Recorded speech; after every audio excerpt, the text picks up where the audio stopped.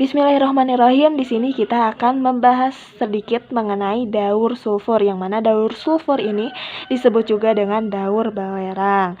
Nah, apa sih daur itu? Nah, daur ini bisa juga dikatakan sebagai siklus, yaitu putaran waktu yang di dalamnya terdapat rangkaian kejadian yang berulang-ulang secara tetap dan teratur. Jadi, kegiatannya tidak pernah terputus, berputar terus-menerus. Nah, seperti itu. Jika kita membahas tentang daun sulfur, pasti kita akan membahas tentang yang pertama letusan gunung berapi, yang kedua ada asap pabrik, dan yang ketiga ada hujan asam. Nah, seperti itu. Sebenarnya perlu kita ketahui ya teman-teman, bahwa sulfur ini sudah ada secara alami di atmosfer, yang dihasilkan dari letusan gunung berapi yang berubah menjadi SO2, H2S, CH2, SCH2, atau SO4. Nah, kita lihat ya ke bawah teman-teman. Di sini tanah ya ceritanya.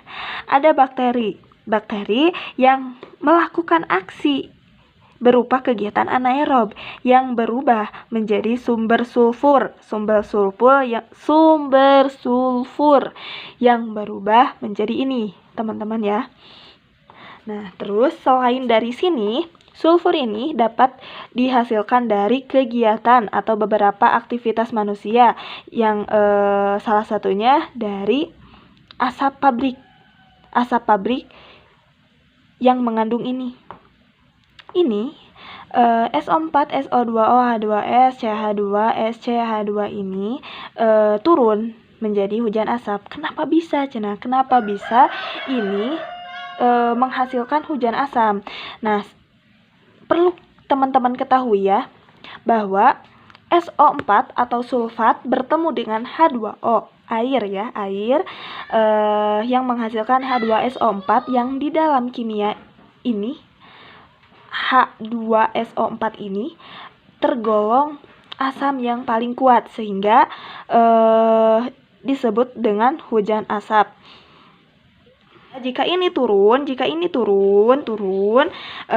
terkena tumbuh-tumbuhan, maka bisa menyebabkan menguningnya daun pada pohon-pohon atau pada tumbuhan, dan bisa juga